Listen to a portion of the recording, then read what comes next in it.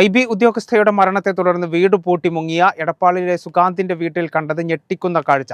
ആരോപണത്തെ തുടർന്ന് സുകാന്തിന്റെ കുടുംബം സ്ഥലത്ത് നിന്ന് മാറി നിന്നതോടെ വീട്ടിലുള്ളത് പട്ടിണിയിലായ വളർത്തുമൃഗങ്ങൾ മാത്രമാണ്. ആത്മഹത്യാ വാർത്ത പുറത്തുവന്ന ശേഷം സുകാന്തും മാതാപിതാക്കളും എവിടെയാണെന്നതിനെക്കുറിച്ച് ഒരു വിവരവുമില്ല.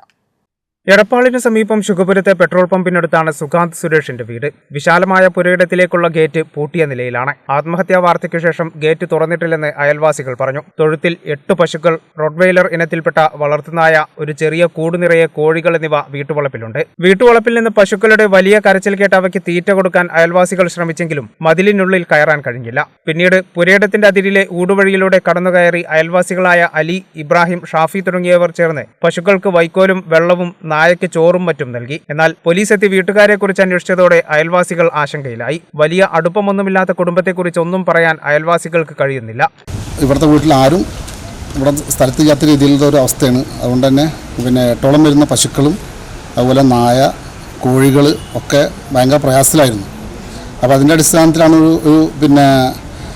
ഇവർ അടുത്തുള്ള കുറച്ച് ആൾക്കാർ അതിനുള്ള ഭക്ഷണം കൊടുക്കുന്ന സമയത്താണ് പോലീസിൻ്റെ ഇടപെടലും അതെന്താണോ എന്നുള്ള ഒരു ചോദ്യം വന്നതോടുകൂട്ടാണ് അവർ അടിയന്തരമായിട്ട് വാർഡ് മെമ്പറിനെ അറിയിക്കുകയും അപ്പോൾ തന്നെ ഞങ്ങൾ ഇടപെട്ടുകൊണ്ട് അത് അവർക്ക് ഭക്ഷണം കൊടുക്കാൻ ആവശ്യമുള്ള സാധനങ്ങളെല്ലാം അവിടെ കൊണ്ടുവരികയും കൊടുക്കുന്നത്. ഇപ്പോൾ എന്താ വിഷയം വെച്ചാൽ ഇലക്ട്രിസിറ്റി ആ വീട്ടിലെ കറണ്ട് കട്ട് ചെയ്തതിൻ്റെ ഭാഗമായിട്ട് വെള്ളം ഒരു പ്രയാസമായിരിക്കുകയാണ്.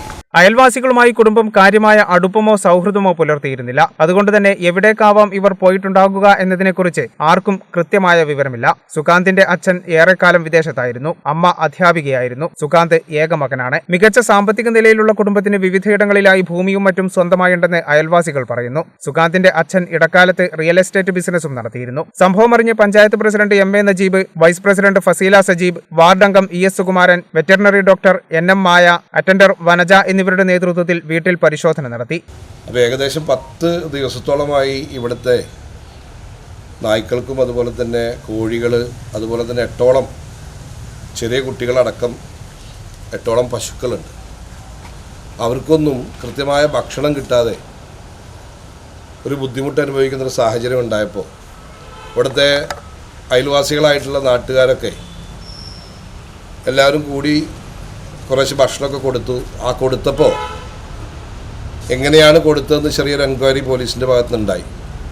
അപ്പോൾ കൃത്യസമയത്ത് തന്നെ നമ്മുടെ വാർഡ് മെമ്പർ വളരെ കൃത്യമായി ഇടപെട്ടു, പോലീസുമായി ബന്ധപ്പെട്ടു, അതുപോലെ നാട്ടുകാരെയൊക്കെ വിളിച്ചുകൂട്ടി നാട്ടുകാരുടെ സാന്നിധ്യത്തിൽ അവർക്ക് വീണ്ടും ഭക്ഷണം കൊടുക്കാനുള്ള ഒരു ഏർപ്പാടൊക്കെ ചെയ്തിട്ടുണ്ട്. താൽക്കാലികമായി മൃഗങ്ങൾക്ക് ഭക്ഷണവും മറ്റും നൽകുന്നതിനുള്ള സംവിധാനം ഒരുക്കിയിട്ടുണ്ട്. വീട്ടിലേക്കുള്ള വൈദ്യുതി ബന്ധം വിച്ഛേദിച്ചതിനാൽ കുടിവെള്ളം എത്തിക്കുന്നതിന് ഏറെ ബുദ്ധിമുട്ടുണ്ടാക്കുന്നുണ്ട്. കേരള വിഷൻ, എടപ്പാൾ.